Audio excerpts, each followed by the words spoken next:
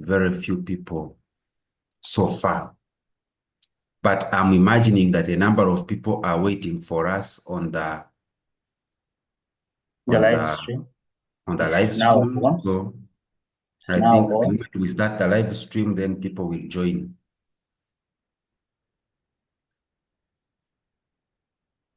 So what I'm going to do, I'm going to put the page, the home page, and then I request people to join, to choose whether to go on live stream or Zoom.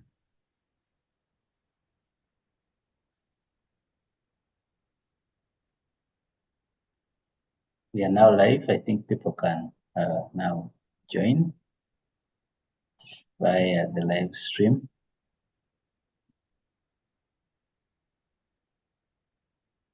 Sasima, you can put that slide in the presentation mode so it appears wider for people who might have. Mine is in presentation. Oh, okay. I'm now able to get it. Thank you.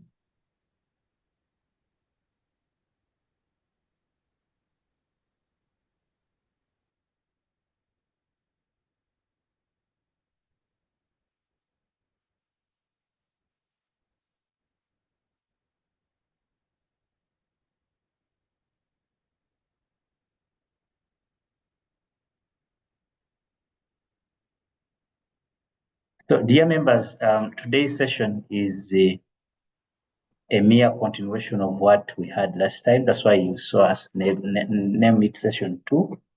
We are continuing with the interpretation of the advanced level curriculum, particularly dealing with the syllabus and the deconstruction of competencies and particularly learning outcomes, which when the teacher understands very well, it supports their teaching and learning.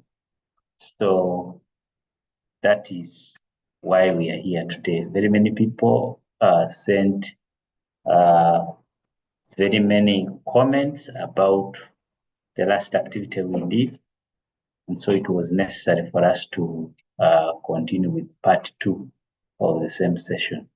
Feel free to ask very many questions that arose from your trying out the deconstruction of the learning outcomes into particular knowledge, understanding, skills, and the rest of the related components in the integration of teaching, such that it is clear on how you go about them.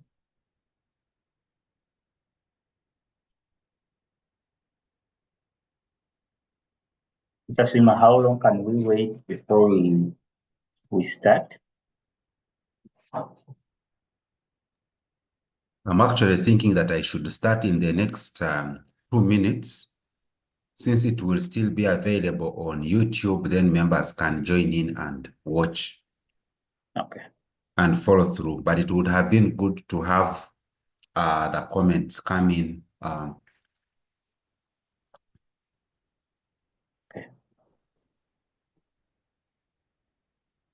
So let's wait for the next 4 minutes, 5, then we can start.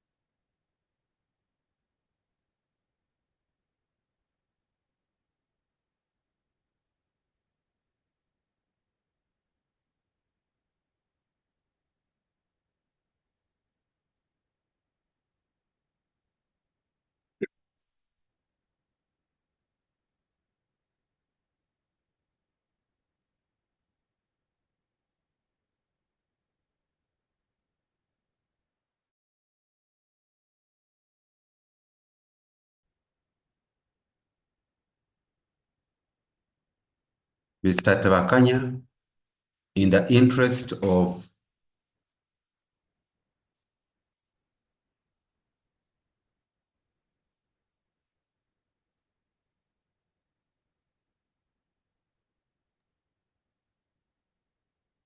Yes, please, Mr. Sima. yeah, in the interest of the people who kept time, I think we should start. It's okay. It's okay.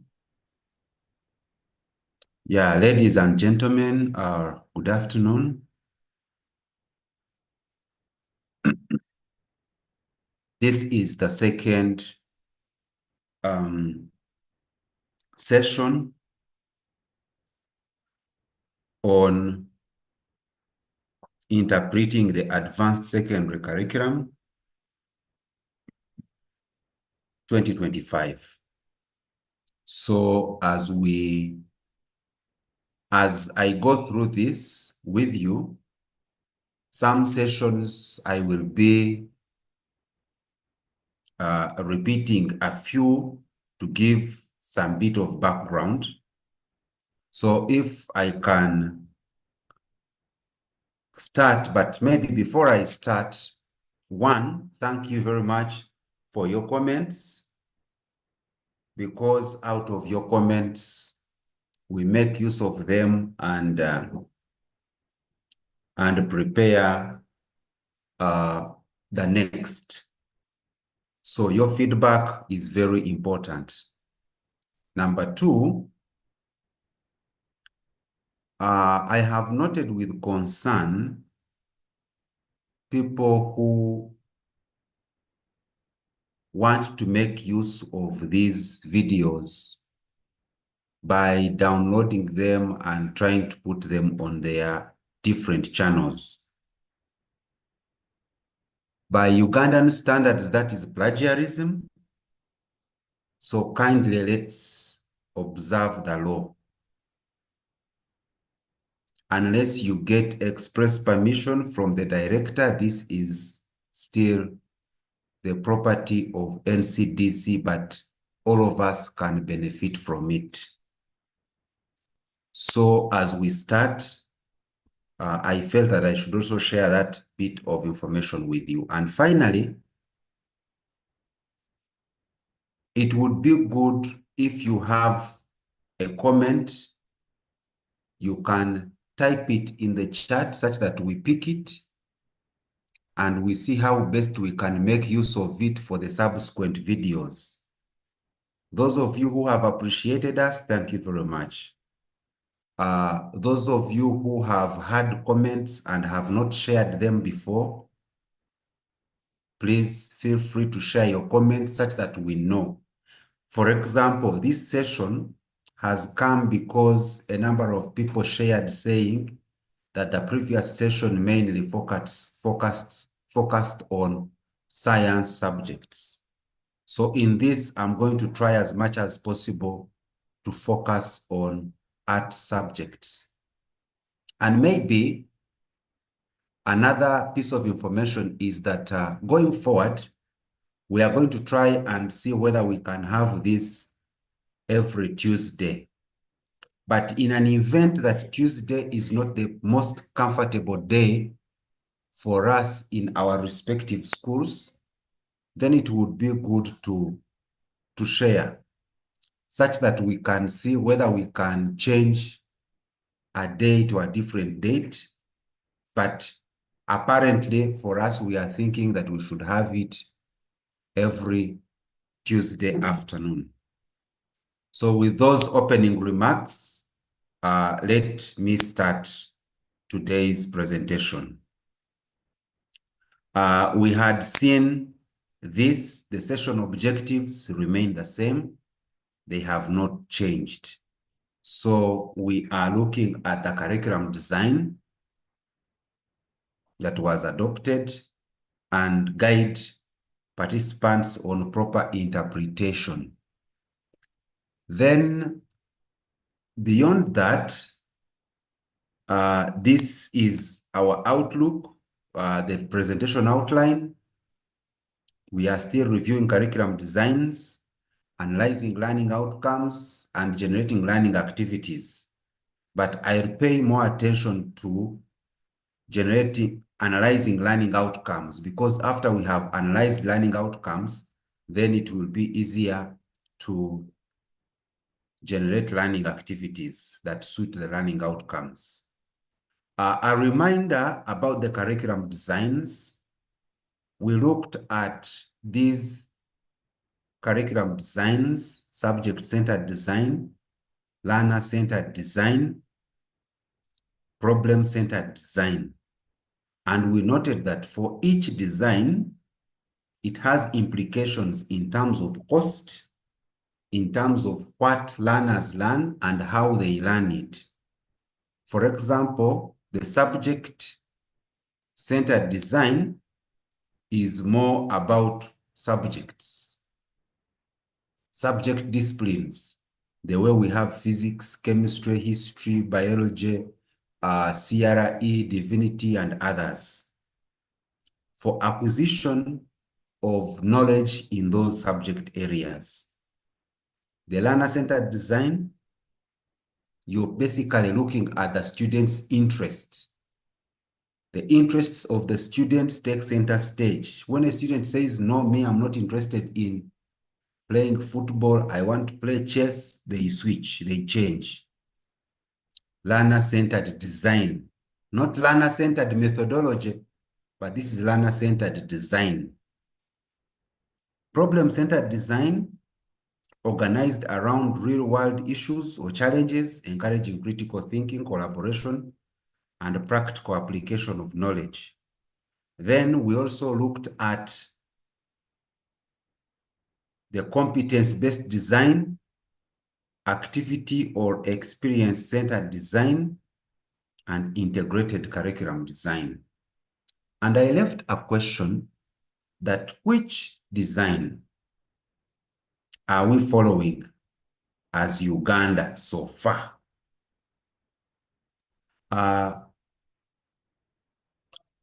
If you look at the integrated curriculum design, it combines the elements. For example, for Uganda, we are combining the elements of problem-centered design, because as learners learn, they are supposed to solve real-life problems.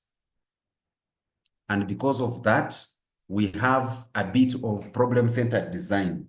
So whatever knowledge they acquire, they're supposed to use it to solve real-life problems. But also, our curriculum will require that the learners acquire some skills, with emphasis on generic skills and skills needed for the labor market or the world of work.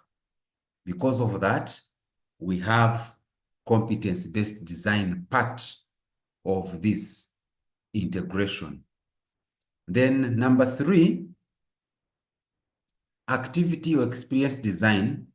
Our learners are expected to engage in hands-on activities to explore, but also through project-based learning methodology, they are supposed to solve real-life problems as they go through the curriculum.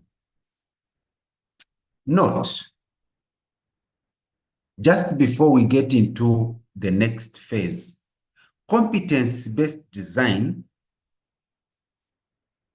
one of its principles is that once knowledge has been acquired, or once a skill has been acquired or taught, it should not be repeated. In other words, when a person is already competent at doing something, repeating it is a waste of time. Let me give some real-life examples here. Take an example of a person who is competent at riding a bicycle. If a person is competent at riding a bicycle, if you come to them 20 years later and tell them, please ride the bicycle, they will be able to write it because they were already competent. The skills they had acquired, these skills don't just go away. Unlike for knowledge, whereby if I have acquired knowledge, for example, if a student sat PLE today and has learned some things and has been able to answer the questions where those things or where that knowledge was required. After the exam, 1 month, you ask them the same questions. Some will not be able to remember. And that is the big difference we have right now between the old curriculum and the new curriculum. The old curriculum, the big percentage of it was emphasizing knowledge acquisition. And because of that, we had a number of things repeated. So when it comes to competence-based, you find that as you repeat, you are having the same skills, the same knowledge being repeated. So in what I am about to share with you, you'll find that, or you could have also realized that, especially in the art subjects, a number of topics were removed. The removal of those topics is informed by what I have just shared, that in competence-based design, when you have skills or knowledge already acquired or abilities already acquired, you don't need to repeat them. Let me give an example of the history which I know, the little history that I know. At O level, we studied transatlantic trade, but also we had trans-Saharan trade. You'll find that now those two, basically, the ideas are the same. Another example is the migrations. We had the Bantu migration, Ngoni migration, Luo migration. You'll find that when it comes to the skills that the learner is supposed to gain, the abilities, the competencies, they are the same across. So it does not hurt to study one and use the other ones as case studies. Another example is maybe the kingdoms, the West African kingdoms. I'm still talking about lower secondary, the O-level syllabus. You find that what we had, they were the same ideas. One kingdom, Ghana rises and falls. There comes another one, rises and falls. Another one rises and falls.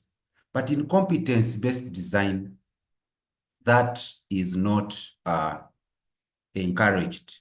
So if a person has acquired some competencies, then they shouldn't be repeated.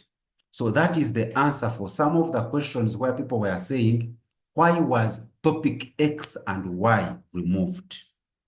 It is removed because of that reason. Syllabus analysis. We looked at this, definitely the competency. In the last video, we looked at the ability of a person to apply their learning in a range of situations. This is what we are aiming at the end of the day. But a quick reminder, learning outcome is a measurable statement that it titulates knowledge, understanding, skills, which skills can be process skills, generic skills, subject skills, values and attitudes expected to be learned. I am doing a recap on this because I'm going to use it to explain the next few slides. And we realize that for every learning outcome, it has an action verb which determines the level of demand and also informs on the nature of activities that learning outcome is going to lead us to. Now, unlike the previous video, the action verbs are determined or are informed by Bloom's taxonomy. And at A level, I do not expect us to be going for things which require me to remember, recall. No. We can have the bare minimum understanding, but even understanding should be limited. Then we have application of knowledge, and then analysis, which requires the learners to break the concepts into parts and explain how these parts work, evaluating and creating. This was used while coming up with those action verbs. Let me go to the first learning outcome.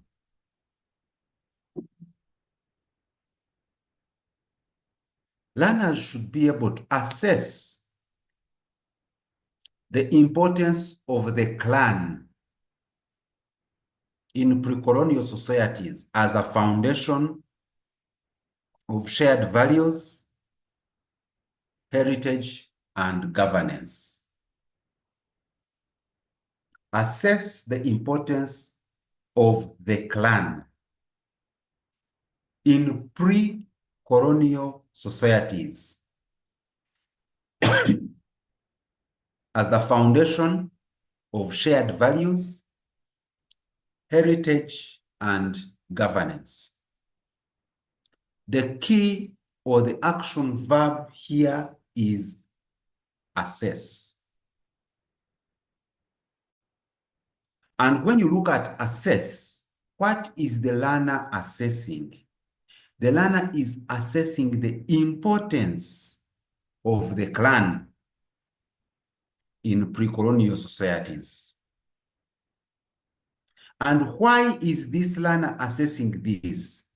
Is assessing it as a foundation, the way in which the clan was the foundation of shared values, heritage, and governance.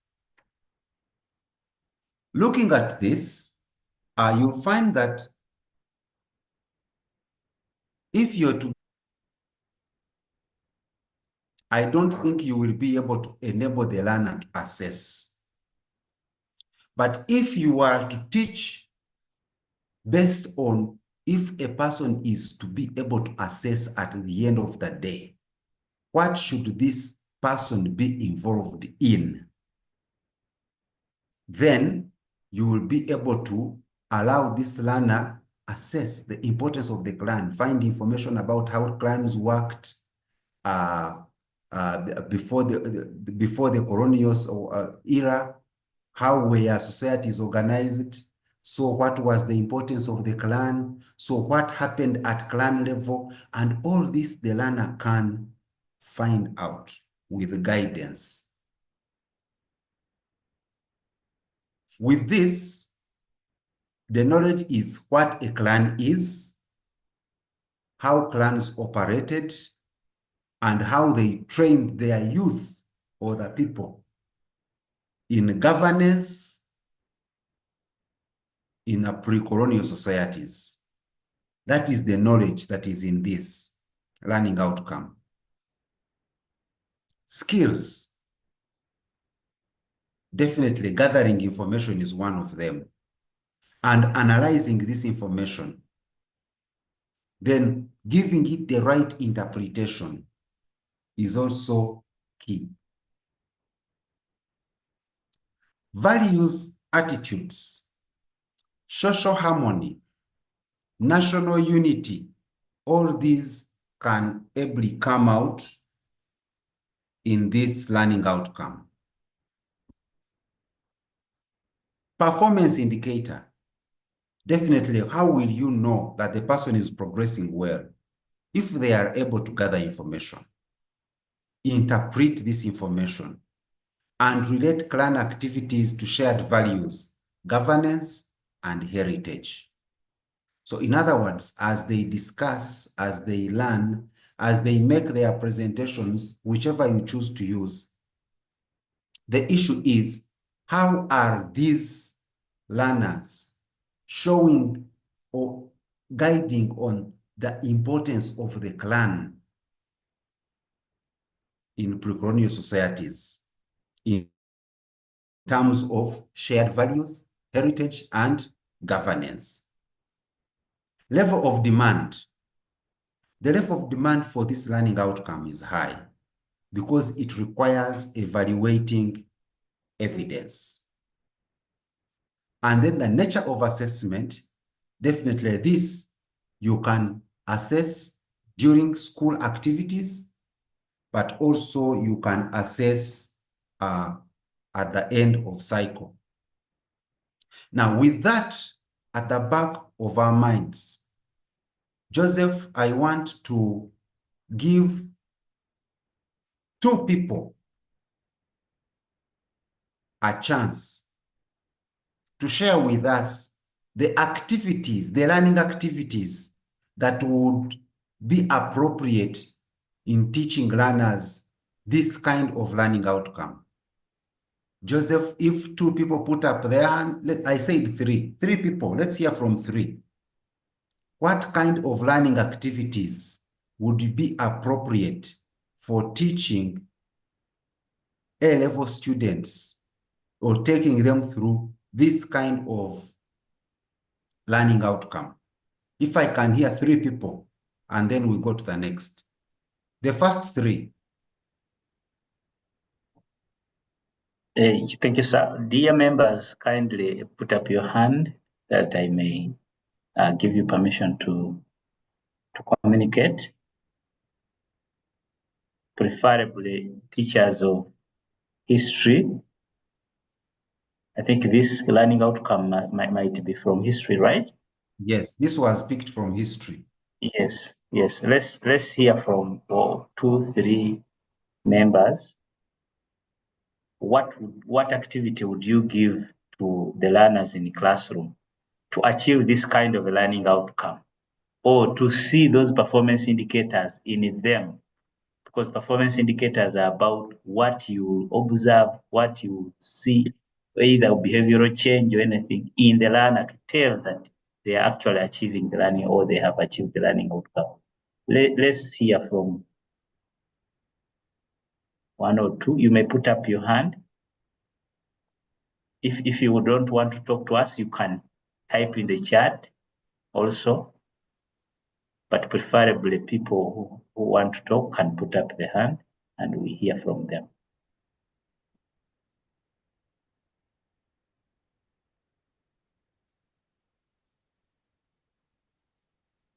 Yes, members? Anyone? Yes, Mohereza. You will be the first one. David Mohereza. Kindly unmute and talk to us.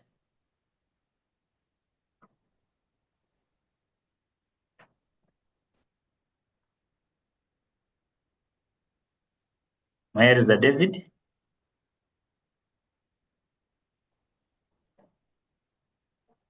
Kindly unmute and talk to us.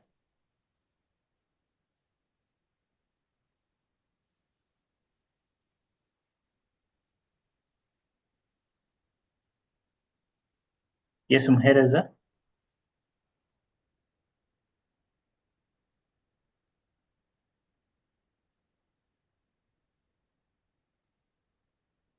Yes, David.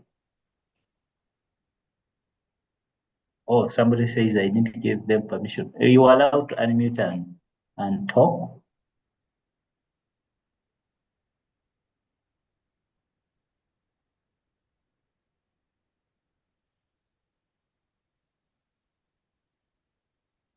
Oh, let me, if you can't do that, let me just promote you to panelists and then you talk to us. Please talk to us.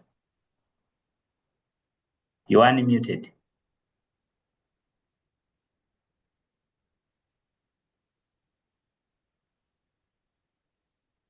Yes, David?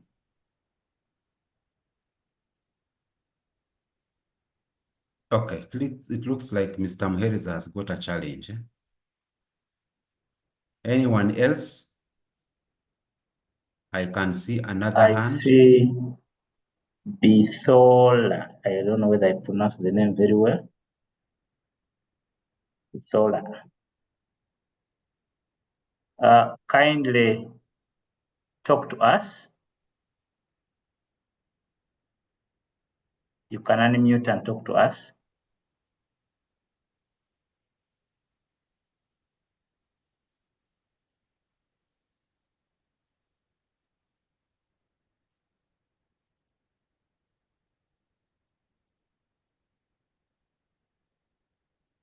Yes, please.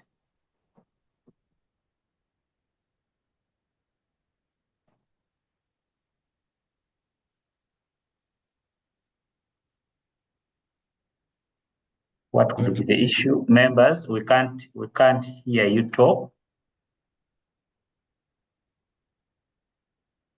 I'm even choosing to promote you to panelists.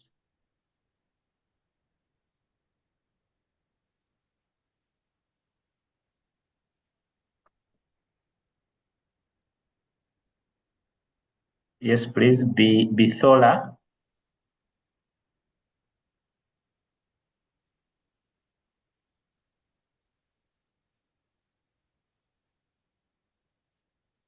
Okay, maybe we can go to the next subject.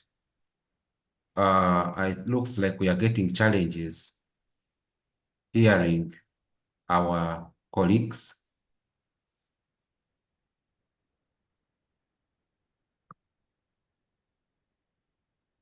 I think so, because even Okay, when I now this is from CRE. The learner should be able to analyze the creation accounts in Genesis 1 and 2 to understand the biblical perspective on the origin of man and the universe as desired by God. This is a learning outcome. The learner should be able to analyze. And if a person is able to analyze, analyze is the verb. And then what are we analyzing? The creation accounts in Genesis 1 and 2. That means that these people, it is important that they read Genesis 1 and 2.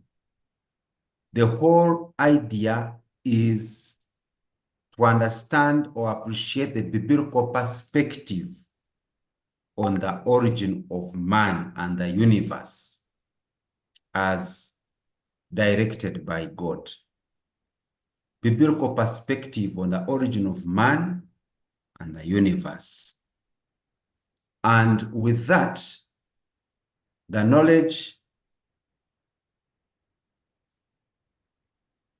is biblical perspective on the origin of man as the key knowledge.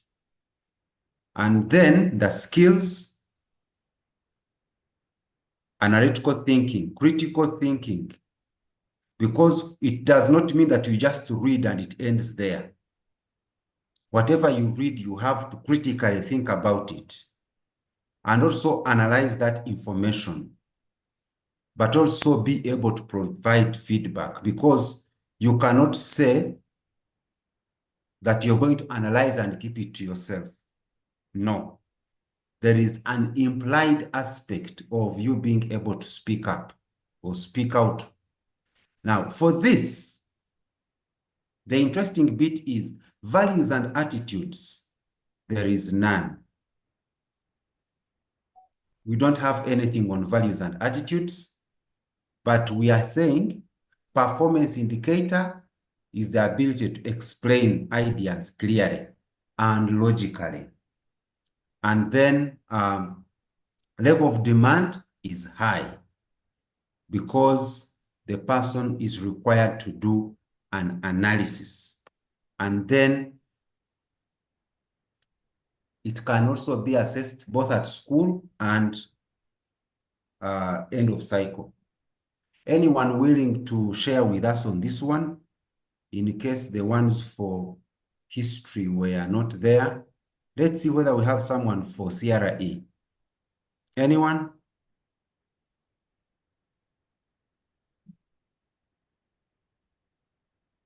Let me first lower the hands of David and the rest of the members to see the people who are communicating to us. Anybody from history? There is someone I'm seeing here from Evan Daniel on YouTube. He's saying in groups, make learners to discuss the activities carried out by the different age groups within their clan and derive the relevancies of such activities to people in the clan. Thank you very much, Daniel. And I'm thinking this one is with respect to the one that we have just finished. But what if instead of relevancies to, if you point it to governance,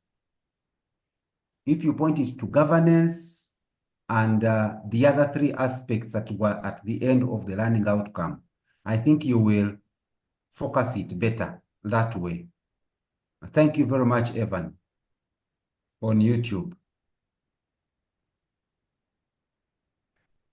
Okay, members, let's hear the rest of the members in regard to the CRE learning outcome. In case you would like to talk to us.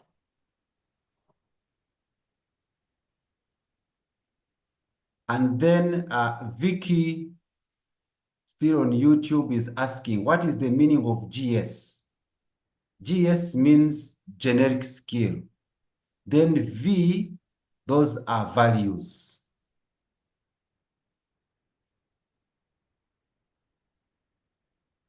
I can see Patrick had replied you. Kindly put up your hand in case you want me to give you permissions to talk.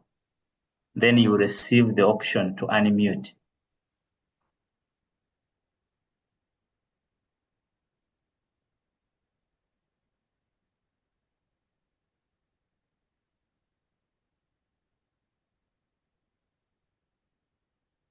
I think we have no one. So we can continue. Maybe they will keep typing on YouTube. I have not seen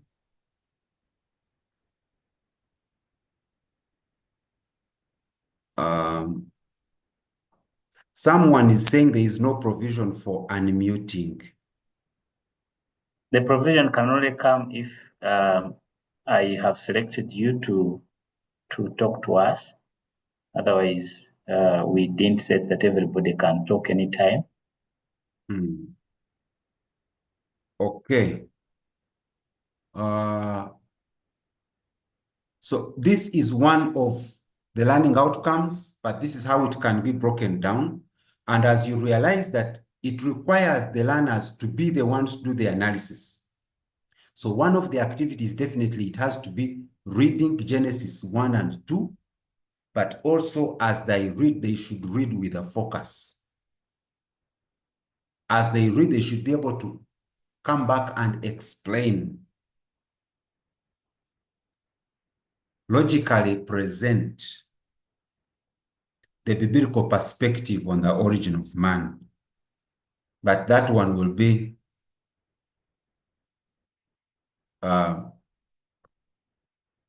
where has my cursor gone? Okay, so now I want to go to the next slide. Learners should be able to understand the distinct features and aspects of prose through its different types, stroke categories. This I picked from literature. Should be able to understand. Understand is the key word here, and understand is low level according to Bloom's taxonomy.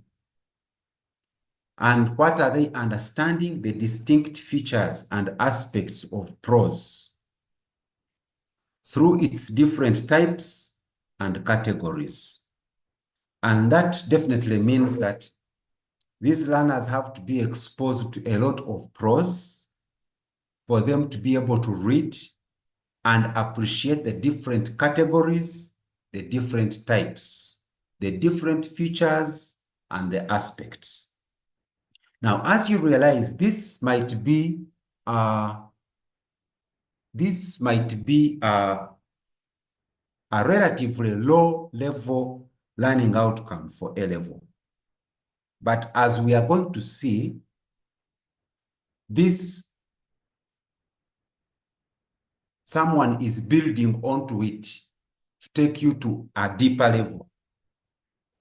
I don't know whether, I think some people join A-level when they have not done literature before. I'm not very sure of that. But if a person has not, then this comes in as a stepping stone before you go to the deeper aspects of the subject. For example, in this, knowledge, features of prose, aspects of prose, types of prose, categories of prose, all that is involved. But you realize that you don't have time to teach all these one by one. But when you expose them to different prose passages, they will be able to say, these are the different features, these are the aspects, these are the types, and these are the categories. So that one will be sorted out after exposing them to a number of prose passages.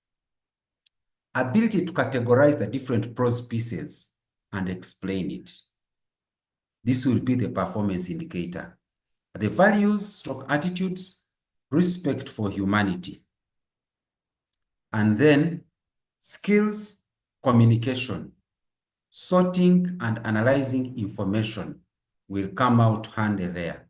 And then nature of assessment, still school-based and end of cycle. But the demand, the level of demand is low. It is at the level of understanding. And for this one, because it was at a low level, I picked the next learning outcome. Immediately after that, the learner should be able to analyze the message and style in different types and forms of prose. Now, this one, analyze is high. Message and style, that's what is being analyzed. And it is now being analyzed in the different types and forms of prose. So you find that with this, the analysis will be at a relatively deeper level, and they are analyzing the message. What did the writer want to communicate in the different forms of prose, which were introduced in the first learning outcome?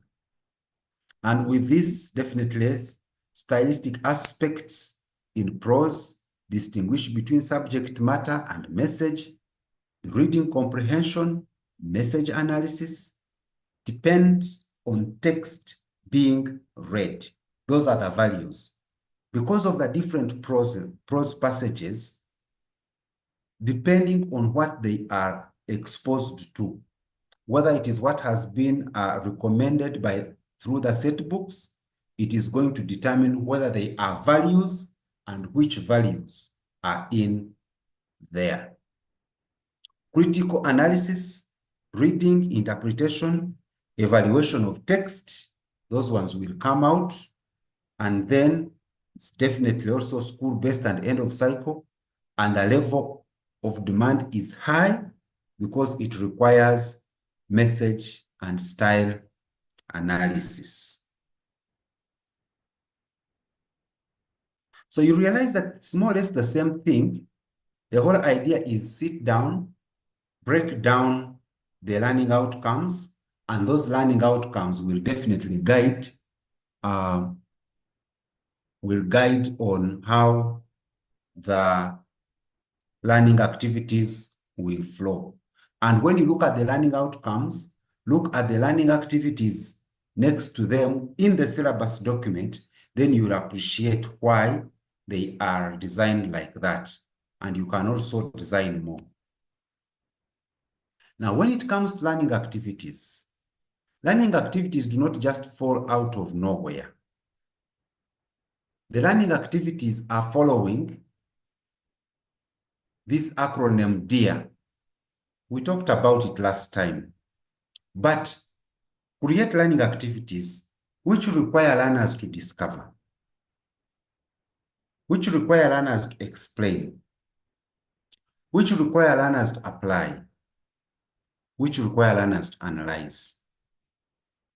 So if you are designing or coming up with a learning activity, you should ask yourself, does it enable or promote or encourage discovery, explanation, analysis, or application of what has been learned? This should be at the back of your mind as you design the learning activities. I think I'm coming towards the end because this one was just a continuation of the previous one, and we are only looking at mainly the art subjects. Still, the curriculum design informs the choice of implementation pedagogies and assessment. It's still the same. Interpretation of the curriculum gives the teacher guidance on appropriate learning activities. If you do not invest in having time to analyze the learning activities, the learning outcomes, you will have challenges coming up with learning activities. So I propose that you need to create time to actually analyze the learning outcomes before you get into learning activities. And then also, as you come up with learning activities, make sure that these learning activities are actually promoting the DEAR acronym: discovery, explanation, analysis, and application. And like I said earlier, it doesn't have to be in any specific order. You can start with application, then go to discovery.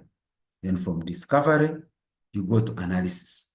Then you go to explanation. So the order does not matter. Thank you very much. I don't know whether anyone has a question for me today. Otherwise, I would like to stop at that. Joseph, anyone with a question? Thank you so much, Mr. Sima. I have not seen any questions in the Q&A or even in the chats. I don't know whether it's because everything has been clear and there's no any questions for the presenter. Dear members, in case there is any, kindly share and we'll try to answer. There is a question I'm seeing here. There is How will one the report card on look YouTube. like? We shall Somebody get says, there. We shall get there. It is put on YouTube. It's on YouTube. Yes, yes, yes. We will get there. Okay. Please don't be in a rush. Any hands up? None yet.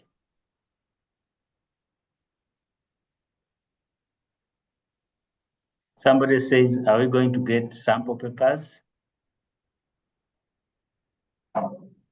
The answer is yes, but later. I'm seeing some hands. Chiza Alex.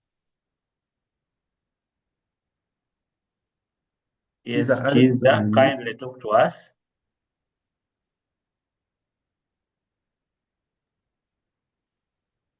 Chiza, Talk to unmute. us.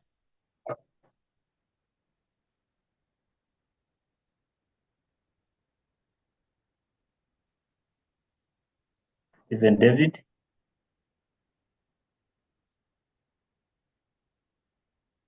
Kindly talk to us. Is it our system that has issues, dear members?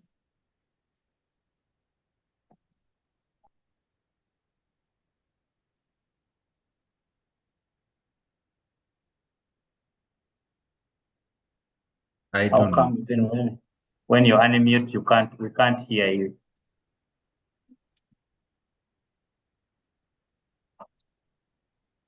George is asking, are we having another session next week? The answer is yes. But it would have been good to share with us what, but anyway, we shall share next week. Yes.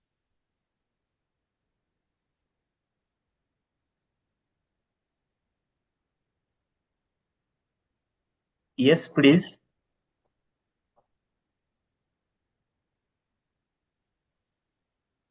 Let me promote you to panelists. There, as you promote that one, there is a question here from Robert saying, in relation to performance indicators, when it comes to the ability to explain, discover, and analyze, should the teacher do this or the learner? The answer is, it is the learner doing this, not the teacher. The teacher prepares activities which enable the learner to do this. I hope I've answered you, Robert Ochai.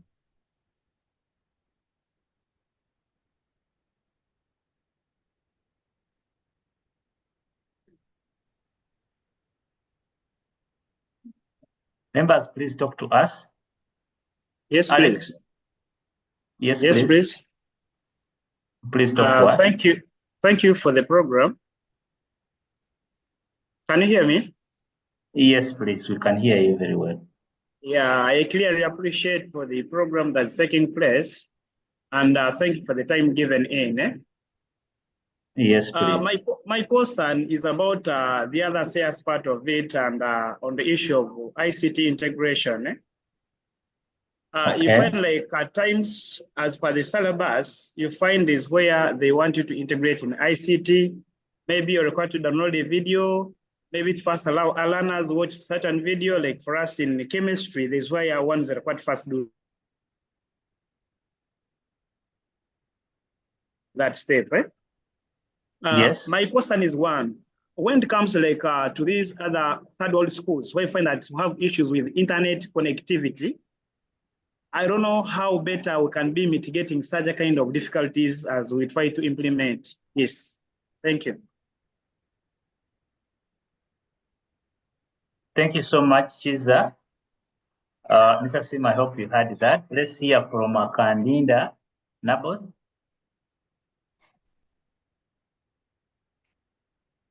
Yes, Naboth.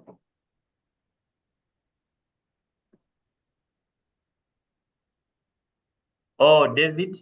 David, please talk to us. Mhereza.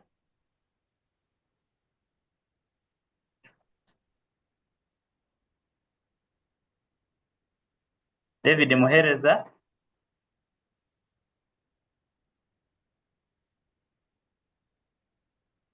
Yes, David. As you listen to David, ICT integration is something that is still picking up as far as our society is concerned. And in some environments, it is actually not there. But the idea is those who can access should access it and use it. But also, if we do not give people an opportunity to access and use, it means that because some people do not have, all of us should not use it, which would actually be sad. So the idea is it is an enabler and it's not a must for everyone.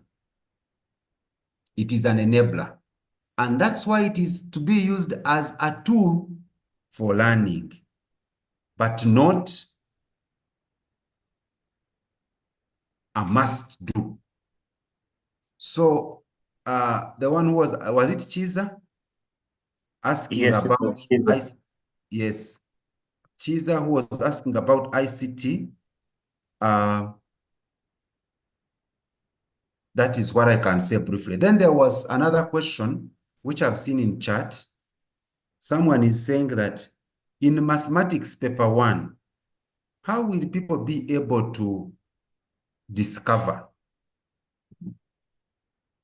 If you look at that carefully, you'll find that in math paper 1, they might not be discovering, but they can be applying.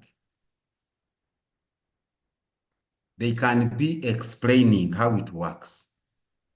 So it's not that we are going to completely get rid of things like calculate. No, you're getting rid of them. But when a person has calculated, then what? Where is that calculation applicable? At least there should be an apply, there should be an analysis or something.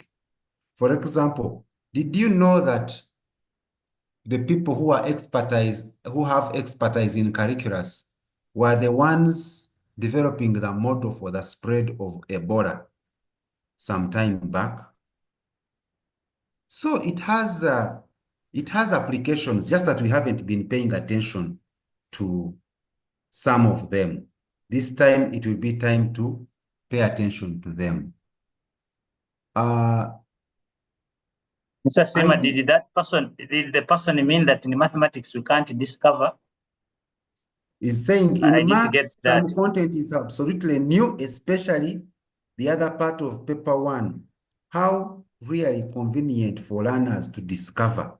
Discovery is there. It's not that it is completely not possible to discover in math. It is there. Maybe the person thinks that the discovery is about finding new things that have never been found. That's not what we are talking about here. The discovery is for the learner to gain new insights in what they are learning through either activities or anything they will be doing in the classroom. For example, if they can understand that the chain rule, for example, in paper 1, has applications in various aspects of life, that is also a discovery.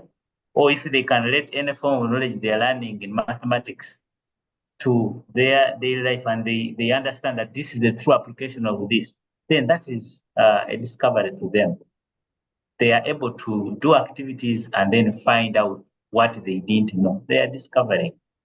It might not be new to a teacher, but to them, they are learning new things, gaining new insights through what they are doing. Maybe let me end with this question.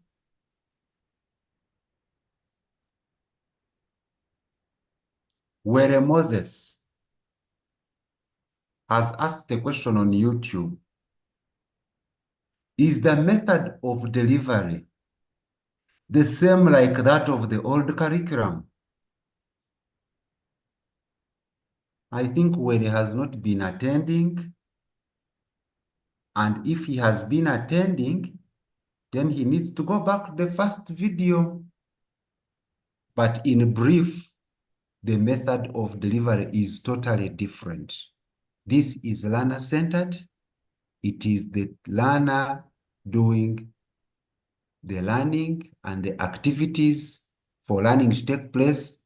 The role of the teacher is only to prepare the learning activities and guide the learner as they are going through the learning activities. So thank you very much. Have a good day. We shall add on next week on Tuesday, God willing. Have a good week ahead. Thank you. Thank you so much, dear members, for attending this I am course. seeing some hands there. Are they asking something different? Not different. I had asked. Yes, please talk to Yes, us. Peter. Thank you so much for the presentation. The host and one colleague of ours has brought in the aspect of papers. I may have missed about if we still hold on papers in these different subjects, because in the syllabus box, it's not indicated, maybe visibly, that these themes, these topics are pertinent to a particular paper, and these others are pertinent to paper 1, paper 2.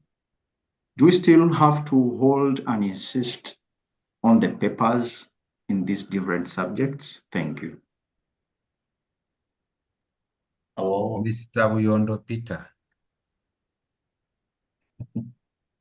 You sound like you have been attending the previous sessions. The idea is we are teaching the syllabus, and papers are arrived at through a process. That process is ongoing, and therefore I am not able to comment on papers until the process is complete. For now, we are concerned with teaching and learning. The idea of papers will be cleared before this year ends, definitely. In the next 6 months, we should be communicating. So I don't want to communicate something that has not yet been passed. I hope I have answered you, my brother. thank you so much, Mr. Sima. Somebody is asking whether there is statistics in geography. Kindly read the syllabus and understand it very well. You are able to tell whether there is statistics or not there.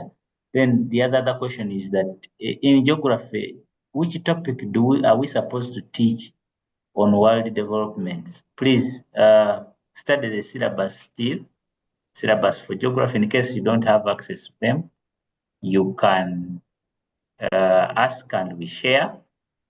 They are available on our website. They are also available on social media everywhere.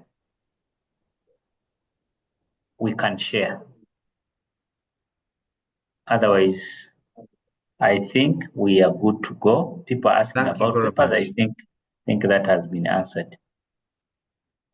Okay. Okay. Have a nice day, dear members. We thank you for attending this call. See you next time.